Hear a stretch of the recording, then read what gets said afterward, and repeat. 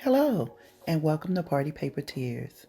Today I'm going to do a quick walkthrough on my Easter 2025 folio.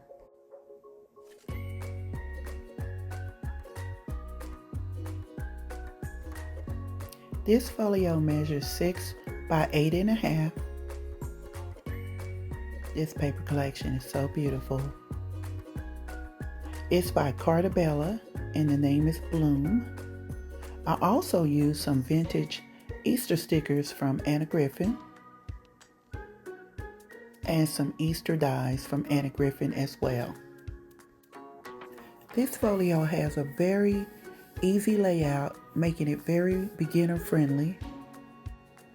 And it also has some fun interactive features, adding that surprise element. So I hope you enjoy this walkthrough, and don't forget to like this video and subscribe if you like this content.